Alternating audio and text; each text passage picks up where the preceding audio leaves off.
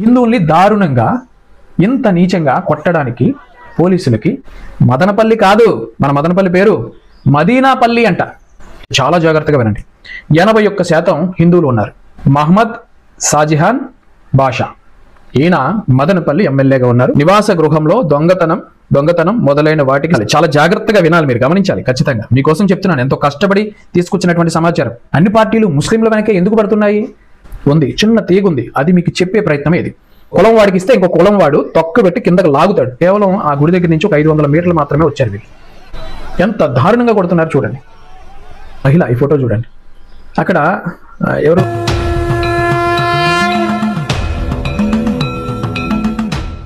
అందరికీ జై శ్రీరామ్ మిత్రులారా, నేను మీ కేడిఆర్. జై కృష్ణధర్మ రక్షణ. మదనపల్లిలో హిందువులపై లాఠీ చార్జ్. ఏంటండి? పోలీసుల అరాచకం. హిందువుల్ని అణిచివేయాలని చూస్తున్నటువంటి డిపార్ట్మెంట్ వాళ్ళు.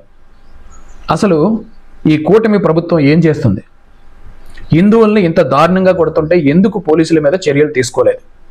ఇలా అనేక రకాల ప్రశ్నలు థంబ్నెయిల్స్లో వీడియోస్ వస్తున్నాయి. ఈ వీడియోస్ని పరిశీలించిన తర్వాత ప్రజలు ఏదైతే కోరుకుంటున్నారో, హిందూ సమాజానికి ఏదైతే భావోద్వేగం ఉందో ఆ భావోద్వేగానికి కొన్ని రకాల ప్రశ్నలు, దాంతోపాటు కొన్ని డాట్స్ పెడుతున్నా మీకు. ఈ డాట్స్ అన్ని కనెక్ట్ చేసిన తర్వాత అసలు మదనపల్లిలో హిందువులపై దాడి ఎందుకు జరిగింది, ఎవరు దాని వెనకున్నారు, అసలు పొరపాటు ఎవరిది, ఎందుకు ఇంత ఘోరంగా మన అన్నమయ్య జిల్లాలో జరుగుతుంది అనే దానిపైన పూర్తి క్లారిటీ ఇవ్వబోతున్నా. ఇక్కడ మీరు ఖచ్చితంగా యావత్ హిందూ సమాజానికి ఈ విషయాలు తెలియపరచాలి. ఓపిక్గా కేవలం ఈ 10 నిమిషాల వీడియో చూసి హిందూ సమాజానికి, ముఖ్యంగా అన్నమయ్య జిల్లాలో ఉన్నటువంటి రాయచోటి, మదనపల్లి వంటి ప్రాంతాల్లో హిందువులకి ఖచ్చితంగా ఈ విషయాలు తెలియపరచాలి. లేదా చాలా ప్రమాదం జరిగిపోతుంది, చాలా ప్రమాదం జరిగేటువంటి అవకాశం ఉంటుంది. అసలు రాయచోట్లో హనుమాన్ ఉత్సవంపై పోలీసులు ఎందుకు లాఠీ చార్జ్ చేశారు, అసలు కారణం ఏంటి తెలుసుకునే ముందు, అది నేను చెప్పే ముందు కొన్ని విలువైన సమాచారం, అతి ముఖ్యమైన సమాచారం మీకు ఇవ్వబోతున్నా. దయచేసి ఇది మీరు పరిగణలో పెట్టుకోవాలి. అయితే ఈ జిల్లాలో రాజంపేట, రైల్వే కోడూరు, పీలేరు, తంబళ్లపల్లి, అలాగే చివరిగా మదనపల్లి. ఈ మదనపల్లి అనేది ఫోటోలో చూడండి. అన్నమయ్య జిల్లానే మన రాష్ట్రానికి చాలా చివరగా ఉంటుంది. ఆ అన్నమయ్య జిల్లాలో ఇక్కడ ఉన్నటువంటి మదనపల్లి ఆ జిల్లాకి చివరగా ఉంటుంది. అంటే ఒక రకంగా సరిహద్దు రాష్ట్రాలను కలిగి ఉంటుంది. మన రాష్ట్రానికి విసిరేసినట్టు ఉండేటువంటి ఈ మారుమూల ప్రాంతంలో జరుగుతున్నటువంటి అత్యంత దారుణమైన విషయాలు ఇప్పుడు మీకు ఒక్కొక్కటిగా చెప్తాను. ఇది చూసిన తర్వాత నిజంగానే మీరు నోళ్ళెల్ల పెడతారు కావచ్చు. ఇది ఖచ్చితంగా మీరు చూడాల్సిందే. 2011 లెక్కల ప్రకారం సుమారు 16,90,000 మంది ప్రజలు ఉన్నారండి మొత్తం జిల్లా వ్యాప్తంగా జనం. ప్రస్తుత లెక్కల ప్రకారం సుమారు 18 లక్షల చిల్లర ఏదైతే అన్నమయ్య జిల్లాలో జనాభా ఉన్నారు. అందులో 81%, జాగ్రత్తగా వినండి, చాలా జాగ్రత్తగా వినండి, 81% హిందువులు ఉన్నారు. ఏంటండి? ఇదంతా అధికారిక లెక్కల ప్రకారంగా మీకు చెప్తున్నా. 81% హిందువులు ఉన్నారు, 17% ముస్లింలు ఉన్నారు, 2% క్రైస్తవులు ఉన్నారు. ఏంటంటే 17% ముస్లింలు, 2% క్రైస్తవులు, 81% హిందువులు. 2,46,000 మంది కేవలం మదనపల్లి నియోజకవర్గానికి సంబంధించినటువంటి ఓటర్లు ఉన్నారు. అయితే ఏదైతే మదనపల్లి ఎమ్మెల్యే, ఈయన పేరు ఎం షాజహాన్ బాషా, ఈయన పేరు మహమ్మద్ షాజహాన్ బాషా. ఈయన మదనపల్లి ఎమ్మెల్యేగా ఉన్నారు. ఈయన ఒక ముస్లిం.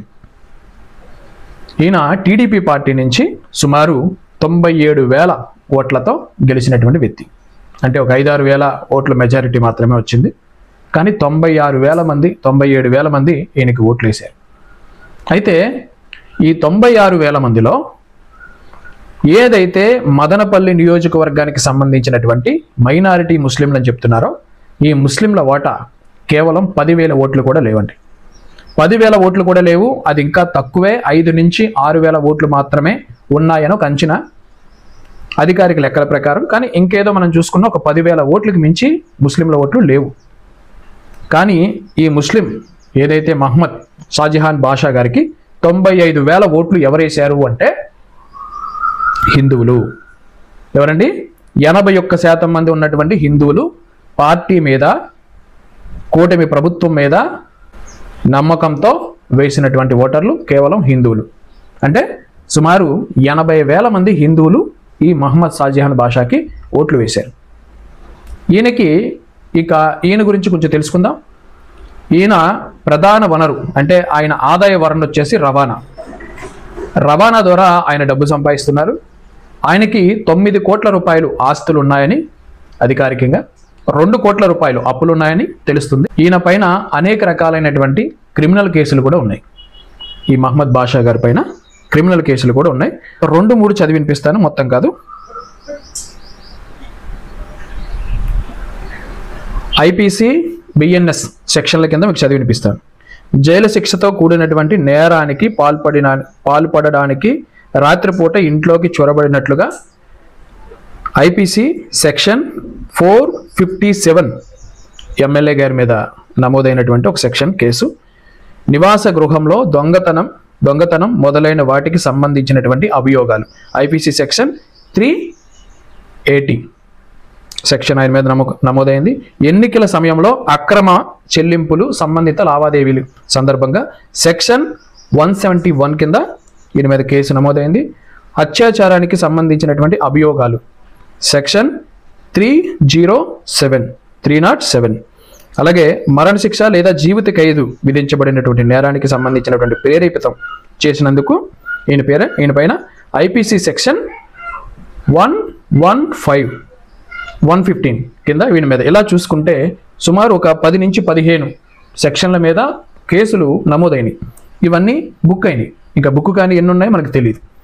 ఇవన్నీ కూడా ఒక రకమైన సమాచారం మీ దగ్గర పెడుతున్నాను. ఎందుకు అంటే అన్నీ మీరు శ్రద్ధగా వినాలి, చాలా జాగ్రత్తగా వినాలి, మీరు గమనించాలి. ఖచ్చితంగా మీకోసం చెప్తున్నాను. ఎంతో కష్టపడి తీసుకొచ్చినటువంటి సమాచారం. ఏదో చూసాంలే పోయాంలే కాదు, మీకు ఖచ్చితంగా అవసరం ఇది. ముఖ్యంగా హిందువులకి, సెక్యులర్ హిందువులకి ఖచ్చితంగా ఇది అవసరం. 1952లో మనకి మదనపల్లిలో ఎలక్షన్లు జరిగినాయి. ఆ ఎలక్షన్ల సమయంలో పోటీ ఎవరు చేశారు, ఎవరు గెలిచారో చెప్దాం. ఇది అవసరం మీకు. దొడ్ల సీతారామయ్య గారు, ఈయనకి 9,700 ఓట్లు పడ్డాయి. ఈయన హిందూ. శ్రీనివాసరెడ్డి గారు, ఈయనకి 8,800 ఓట్లు పడ్డాయి. ఈయన హిందూ. అలాగే గోపాలకృష్ణయ్య గుప్తా గారు, ఈయనకి 5,000 ఓట్లు పడ్డాయి. ఈయన హిందూ. అంటే మొదటి ముగ్గురు కూడా హిందూ పోటీదారులుగా ఈ మదనపల్లిలో నిలిచారు. గుర్తుపెట్టుకోండి, మొదటి ముగ్గురు 3 పార్టీలకు సంబంధించిన వారు, ప్రత్యర్థులు గెలిచిన వారు కూడా హిందువులే. మొదటి ముగ్గురు గుర్తుపెట్టుకోండి. 2014 ఏంటండి, 2014లో డాక్టర్ దేశాయ్ తిప్పారెడ్డి గారు, ఈయన 81,000 ఓట్లతో గెలిచారండి. ఇది వైఎస్ఆర్సీపీ నుండి. తిప్పారెడ్డి గారు ఈయన హిందూ. అలాగే బీజేపీ నుండి పోటీ చేసినటువంటి వ్యక్తి చల్లపల్లి నరసింహారెడ్డి గారు, ఈయన రెడ్డి. ఈయనకి 64,000 ఓట్లు వచ్చినాయండి. ఏంటండి అంటే మీరు ఇక్కడ గుర్తిస్తే ఇద్దరు ఉన్నారు, మిగతా వారు పెద్దగా మెజారిటీ రాలేదు. వీళ్ళిద్దరూ కూడా హిందువులే. 2014 లెక్కల ప్రకారం ఇద్దరు పోటీ చేశారు. హిందువులే పోటీ. వాళ్ళ ప్రత్యర్థిని గెలిపించే వాళ్ళని పార్టీలు హిందువులనే ఎన్నుకున్నాయి. ఎందుకంటే 81% హిందువులు ఉన్నారు కాబట్టి. గుర్తుపెట్టుకోండి. 2019కి వచ్చేసరికి అంటే ఎంతండి, కేవలం 5 సంవత్సరాల గ్యాప్లో మొదటి పోటీదారు వైఎస్ఆర్సీపీ నుంచి ఒక ముస్లిం అభ్యర్థిని నిలబెట్టిందండి. చరిత్రలో మొదటిసారి ఇక్కడ ముస్లిం అభ్యర్థిని నిలబెట్టింది వైఎస్ఆర్సీపీ. 81% మంది హిందువులున్నా కూడా ఎందుకు నిలబెట్టింది? సరే, అది పక్కన పెడదాం. ఆయన పేరు మహమ్మద్ నవాబ్ బాషా. ఏంటండి, మహమ్మద్ నవాజ్ బాషా. ఈయనకి 92,000 ఓట్లతో ఫస్ట్ టైం ఇక్కడ ముస్లిం గెలిచాడండి. ఓకేనా, ఇది బాగా గుర్తుపెట్టుకోండి. ఆ తర్వాత టీడీపీ పార్టీలోంచి ఒక వ్యక్తిని నిలబెట్టారు. ఆయన పేరు దొమ్మలపాటి రమేష్ గారు. ఈయనకి 62,000 ఓట్లు వచ్చినాయి. అంటే గతంలో అందరూ హిందువులే నిలబడేవారు, అన్ని పార్టీల అభ్యర్థులు హిందువులే ఉండేవారు. 2014 లెక్కల ప్రకారం కూడా హిందువులే ఉన్నారు. 2019కి వచ్చేసరికి ఒక ముస్లిం అభ్యర్థి బరిలో దిగాడు. 17% మట్టి అధికారికంగా 17% మంది ఉన్నటువంటి ముస్లింలకి ఒక ముస్లిం అభ్యర్థి వైఎస్ఆర్సీపీ నిలబెట్టింది. తర్వాత 2024 ఏంటంటే 2024 నుంచి ఇంకొక కొత్త రకమైన సాంప్రదాయం. ఇక్కడ హిందువులే లేకుండా పోయారు. ఇక మహమ్మద్ షాజహాన్ బాషా టీడీపీ నుంచి, అలాగే వైఎస్ఆర్సీపీ నుంచి కూడా ముస్లిం అభ్యర్థిని నిలబెట్టారు. ఆ తర్వాత ఇంకొక పార్టీ నుంచి కూడా ముస్లిం అభ్యర్థిని నిలబెట్టారు. అంటే ఇక్కడ అందరూ హిందువులు పోటీ చేసేటువంటి ఒక నియోజకవర్గంలో తర్వాత ఇద్దరు ప్రతి 5 సంవత్సరాలకి కూడా ఎలా మారిపోయిందో చూడండి. ఇప్పుడు మదనపల్లిలో ముస్లిం అభ్యర్థులు తప్పితే హిందువుల అభ్యర్థులే లేనట్టు, హిందువుల వైపు నిలబడేటువంటి అభ్యర్థే లేనట్టు ఇక్కడ అన్ని పార్టీలు మార్చేసేయండి. ఇది ఎందుకు చెప్తున్నారు ఒకసారి ఆలోచించండి. క్లియర్ కట్గా ఒక చిన్న తీగ ఇక్కడ ఉంది. 17% ఉన్నటువంటి ముస్లింలకి అసలు ప్రధాన పార్టీలు ఎందుకు టికెట్స్ ఇస్తున్నాయి, ఎందుకు టికెట్ ఇస్తున్నాయి? 81% మంది ఉన్నటువంటి హిందువులకి ఎందుకు పార్టీలు అసలు అభ్యర్థే లేనట్టు ఎలా చేశారు? అన్ని పార్టీలు ముస్లింల వెనకే ఎందుకు పడుతున్నాయి అక్కడ అంటే ఒక్క విషయం మీకు చెప్పాలి. ఈరోజు ఈ హనుమాన్ జయంతి ర్యాలీకి ఏదైతే ఉందో ఒక కనెక్టివిటీ ఉంది, చిన్న తీగ ఉంది. అది మీకు చెప్పే ప్రయత్నమే ఇది. ఇలా మీకు ఏ న్యూస్ ఛానల్లో చెప్పరు, దయచేసి కొంత శ్రద్ధ పెట్టి వినండి. అయితే ఈ 17% కూడా ఒక అండర్స్టాండింగ్తో ఉన్నారు ముస్లింలు. ఎవరికి ఓటు వేయాలో వాళ్ళు నిర్ణయించుకుంటున్నారు. వాళ్ళ మదర్సాలలో, వాళ్ళ ఒక మసీదులలో నిర్ణయించుకుంటున్నారు. కానీ 81% మంది ఉన్నటువంటి హిందువులు మాత్రం రెడ్లు, కాపులు, కమ్మలు, మా ఎస్సీ, మా ఎస్టీ, మీ యాదవులం, మీ కమ్మరోళ్ళం ఇలా విడిపోతున్నారు. ఒకవేళ ఈ ముస్లిం అభ్యర్థి కాకుండా ఒక రెడ్డి అభ్యర్థిని నిలబెడితే మిగతా వాళ్ళు వేరు, రెడ్లుగా వేస్తారంతే. ఓన్లీ రెడ్లు మా వాడు కాబట్టి మేము వేస్తాం. ఒక కమ్మ అభ్యర్థిని నిలబెడితే కమ్మ వాళ్ళే వేస్తాం. ఒక కాపు అభ్యర్థిని నిలబెడితే మాకు ఎందుకు ఇవ్వలేదని ధర్నాలు, గొడవలు కొట్టుకు తెస్తారు. మనలోనే మనం ఒక కులం వాడికి ఇస్తే ఇంకో కులం వాడు తొక్కు పెట్టి కిందకు లాగుతాడు, ఆయన్ని గెలవకుండా చేస్తాడు. ఇది హిందువుల్లో ఉన్నటువంటి అత్యంత నీచమైన గుణం. కేవలం ఈ గుణం వల్ల ఇక్కడ హిందువులకి టిక్కెట్ రాకపోగా ఎంతో దారుణమైనటువంటి వ్యక్తులకి, క్రిమినల్ కేసులు ఉన్నటువంటి వ్యక్తులకి, తక్కువ సంఖ్య మైనారిటీ అని చెప్పుకునేటువంటి వ్యక్తులకి ఇక్కడ పార్టీలు టిక్కెట్ ఇవ్వాల్సి వస్తున్నాయి. వాళ్ళని కండువ కప్పి రప్పించాల్సి వస్తుంది. 80% మంది ఉన్నటువంటి హిందువులు మేము ఇంతమంది ఉంటే మా హిందువులకి ఇవ్వకుండా ఒక ముస్లిం అభ్యర్థిని ఎందుకు నిలబడుతున్నారు అని ఎవడైనా క్వశ్చన్ చేయగలిగాడా? ఎవడు చేయడు. సరే చేయలేదు, వాళ్ళు గెలిచారు, బాగానే ఉంది. ఇప్పుడు అసలు విషయం చెప్తా. ఇక్కడ మదనపల్లి అంటే అంట మదీనాపల్లి అంట. ఏంటండి? మదనపల్లి కాదు, మన మదనపల్లి పేరు మదీనాపల్లి అంట. ఈ మదీనాపల్లిగా మార్చడం కోసం ఇక్కడ ఎన్నో కుట్రలు జరుగుతున్నాయి. అది మదనపల్లిలో ఉన్నటువంటి మన హిందువుల సెక్యులర్లు కూడా తెలియదు. మదీనా నుంచి చాలామంది ఇక్కడికి వచ్చారంట, ప్రవక్తలు, చాలామంది వ్యక్తులు వచ్చారంట. ఆ తర్వాత మదనపల్లిగా మారిందంట, వాళ్ళే డెవలప్ చేశారంట. మన భారతీయ చరిత్రని ఏ రకంగా వక్రీకరించి పేర్లు మార్చిన. సికింద్రాబాద్ పేరు సరిపోదా మనకి? హైదరాబాద్ పేరు సరిపోదా మనకి? కరీంనగర్ పేరు సరిపోదా మనకి? ఆదిలాబాద్ పేరు సరిపోదా మనకి? హిందూపూర్గా ఉన్నటువంటిది. ఇలా రకరకాల మన పట్టణాల పేర్లు మార్చింది సరిపోదా? ఇక మదనపల్లిని కూడా మదీనాపల్లిగా మార్చేవాలి. అసలు మదనపల్లి పేరు ఎలా వచ్చిందో స్థానిక హిందువులకు కూడా తెలియకపోవడం విచిత్రం అండి. అసలు మదనపల్లి పేరు ఎలా వచ్చిందంటే సుమారు 1200 సంవత్సరాల చరిత్ర మదనపల్లికి ఉంది. అప్పటి విజయనగర సామ్రాజ్యం ఉన్నప్పుడు పాలెగాళ్ళు అండర్లో, పాలెగాళ్ళు పాలనలో ఈ మదనపల్లి ఉండేది. ఆ పాలెగాళ్ళు ఇద్దరు, ఒకరి పేరు బసన్న. ఏంటండి? విజయనగర సామ్రాజ్యం కాలంలో పాలెగాళ్ళు ఇక్కడ మదనపల్లిలో పాలించేవారి పేరు, ఒకరి పేరు బసన్న, రెండో ఆయన పేరు మాదన్న. వీరి పేర్ల మీదే స్థానికులకు తెలిసే ఉంటుంది. అక్కడ బసిని కొండ, మాదన్న కొండ అని 2 కొండలు కూడా ఉన్నాయి. ఎక్కడ? మన మదనపల్లిలో. ఆ మాదన్న అనే వ్యక్తి అక్కడ ఒక మంచి పాలిగాడిలాగా, ఒక మంచి శక్తివంతమైనటువంటి ఒక రాజులాగా ఎదగడంతో అక్కడ ఆ మాదన్న అనే ఆయన పేరు మాదన్నపల్లిగా మారిందండి. ఆయన పేరు మీద మాదన్నపల్లి అనే పల్లిగా మారింది. ఎందుకంటే ఆయన అక్కడ చాలా బాగా పాలన చేశాడు కాబట్టి. తర్వాత కాలక్రమంలో మదనపల్లిగా మారింది. ఆ తర్వాత మర్యాద రామన్నపల్లి అని కూడా కొంతమంది అంటున్నారు.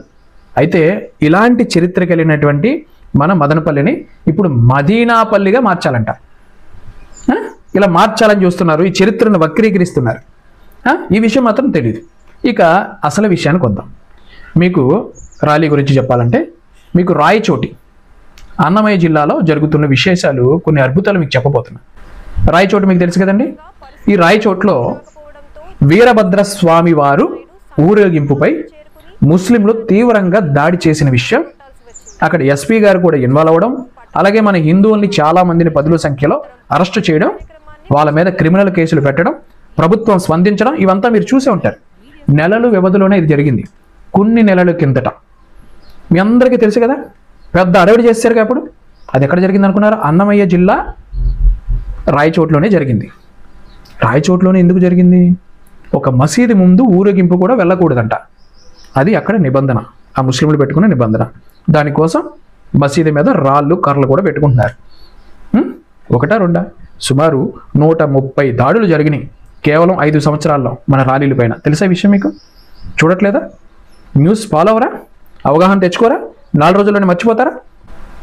అదే రాయచోట్లో మళ్ళీ అయ్యప్ప స్వాములు ఒక బస్సులో ఎక్కి శబరిమలకు వెళ్తుంటే అదే మసీదు ముందు ఆపేశారు. అదే మసీదు ముందు ఆపేసి అయ్యప్ప స్వామి బస్సుపై దాడి చేశారు, భక్తులపై. చూడండి, మీకు ప్లే చేస్తున్నాను కదా, చూడండి. మర్చిపోయారా? అదే రాయచోటు. ఎందుకు రాయచోట్లోనే, అన్నమయ్య జిల్లాలోనే జరుగుతున్నాయి? ఏ విజయనగరంలో జరగట్లేదా? విజయవాడలో జరగట్లేదా? హైదరాబాద్లో జరగట్లేదా? ఎక్కడ జరగట్లేదు? ఎక్కడ జరగట్లేదు ర్యాలీ? మనం బ్రహ్మాండంగా చేసుకున్నారు. నెల్లూరులో చేసుకున్నారు, కర్నూలులో చేసుకున్నారు, అనంతపురంలో చేసుకున్నారు, రాజమండ్రిలో 50,000 మందితో చేసుకున్నారు. అంతా ప్రశాంతంగానే జరుగుతుందే. దాడులు చేయట్లేదా ఎవరి మీద? హిందువులు తన భక్తి భావాన్ని చాటుకుంటూ సంతోషంగా చేసుకునేటువంటి ఒక ఉత్సవంలాగా భావిస్తున్నారు. కేవలం అక్కడ మాత్రమే ఎందుకు అలా జరుగుతుంది? మసీదు మందుకు వచ్చినప్పుడు మాత్రమే ఎందుకు దాడి చేస్తున్నారు? ఇదంతా మీకు కొన్ని క్వశ్చన్స్. ఇప్పుడు అసలు విషయానికి వస్తాను. మదనపల్లిలో కూడా సేమ్ అలాంటి సిచ్యువేషనే. ఏంటో తెలుసా? రామాలయం నుంచి మన వాళ్ళందరూ కూడా శుభ్రంగా మంచిగా శోభాయాత్రగా బయలుదేరారు. మంచి హనుమాన్ చాలీసా పఠిస్తూ కాషాయ జెండాలు, కాషాయ కండువాలతో అద్భుతమైన ఒక ర్యాలీ. అది ఎంతో శోభాయమానంగా, ప్రశాంతతతో, ఆనందంతో, కేరింతలతో మన హిందువులు చేసుకుంటున్నారు. మదనపల్లిలో చేసుకుంటుంటే ఒక సెంటర్ వరకు వచ్చారు. కేవలం ఆ గుడి దగ్గర నుంచి ఒక 500 మీటర్లు మాత్రమే వచ్చారు వీళ్ళు. ఒక సెంటర్లో పోలీసులు ఒక్కసారిగా ఒక 50-60 మంది కాపు కాసి మీరు ఇటు వెళ్ళొద్దు అని చెప్పి ఆపేశారు. అదేంటండి, మీ సుమారు సిటీ అంతా తిరిగి మళ్ళీ ఒక గుడి దగ్గరికి వెళ్ళాలనుకుంటున్నాం, అదే రూట్ మ్యాప్, పర్మిషన్ కూడా తీసుకున్నాం కదా, ఇప్పుడు వెళ్ళొద్దని ఆపుతున్నారు ఏంటని చెప్పేసి మన వాళ్ళు అడిగేసరికి, లేదు పర్మిషన్ క్యాన్సిల్, ఈ రూట్లో మీరు వెళ్ళకూడదు, అవసరమైతే ఆ రూట్ నుండి వెళ్ళండి అని చెప్పి రూట్ మార్చారంట. మన వాళ్ళకి అర్థం కాలేదు. ఎందుకంటే కాషాయ జెండాలు కట్టుకుంటారు, భక్తులు స్వాగతాలు ఉంటాయి, ఎన్నో ఉంటాయి కదా, మధ్య మధ్యలో కలిసే వాళ్ళు ఉంటారు, ఎందుకు అని చెప్పేసి ఒక 50 మంది రోడ్డు మీద కూర్చొని కాదు మేము వెళ్తామని చెప్పేసి వాళ్ళు ఒక నిరసన తెలిపారు. వెంటనే ఆగ్రహించినటువంటి పోలీసులు తన లాఠీలు తీసుకొని మన వాళ్ళు కొడుతున్నారు. చూడండి ఒకసారి, ఎంత దారుణంగా కొడుతున్నారు చూడండి. ఆఖరికి ఒక మహిళ, ఈ ఫోటో చూడండి, అక్కడ ఎవరు లేడీస్ కానిస్టేబుల్స్ కూడా లేరు, మహిళల్ని కూడా మెడలో ఉన్నటువంటి కాషాయ కండువాయి పట్టుకొని లాక్కుపోతున్నారు. ఇది ఎక్కడదండి? అంటే ఎప్పుడైనా వీళ్ళు దాడి చేశారా? హనుమాన్ శోభయాత్రలో దాడులు చేసినట్టు, షాపులు తగలబెట్టినట్టు ఏమైనా చూసారా మీరు? ఎక్కడైనా చూసారా? వైలెంట్గా ప్రవర్తించినట్టు చేశారా మీరు? కేవలం జై శ్రీరామని గట్టిగా అరుస్తారు, అంతకంటే ఏం చేస్తారండి వీళ్ళు? జై శ్రీరామని గట్టిగా అరుస్తారు, వాళ్ళ ఉత్సాహం, వాళ్ళ భక్తి అది. జై హనుమాన్ అంటారు అంతే, ఓం నమః శివాయ చెప్పుకుంటాం, అంతకు మించి ఇక్కడ ఏం జరగదు కదా. మరి ఎందుకు అంత దారుణంగా కొట్టవలసి వచ్చింది? పోనీ మీకు ఏదైనా అనుమానాలు ఉంటే అటు 10 మంది ఇటు 10 మంది కానిస్టేబుల్స్ ఉండి ఒక పద్ధతిగా తీసుకెళ్ళొచ్చుగా. ఎందుకో తెలుసా మిత్రులారా, ఈ ఎమ్మెల్యే గారి గురించి ముందు చెప్పాను కదా, మహమ్మద్ షాజహాన్ బాషా గారు, ఆయన అక్కడ కొన్ని మసీదులు ఉన్నాయి ఆ రూట్లో, అందుకని ఆ మసీదుల ముందు ఈ కాషాయ జెండాలు ఊరేగింపు వెళ్ళకూడదు, మీరేం చేస్తారో మాకు తెలియదు, ఆ రూట్లో ఆపండి అని చెప్పి ఒక హుకుం జారీ చేశారు ఈయన. అంతే, అంతకు మించి ఇక్కడ ఇంకేమైనా ఉందా? మీరు ఒక్కసారి ఆలోచించండి. ఎందుకు లాఠీ చార్జ్ చేయవలసి వచ్చింది? ఏదైనా తగలబెడుతుంటే కొట్టారా మన వాళ్ళని? ఆ రూట్లోండి వెళ్ళనివ్వండి అంటే కొట్టేశారు.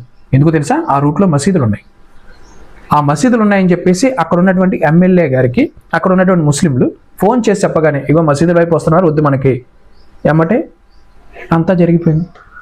హిందువుల్ని దారుణంగా ఇంత నీచంగా కొట్టడానికి పోలీసులకి ఆ ఆదేశాలు ఎవరిచ్చారు?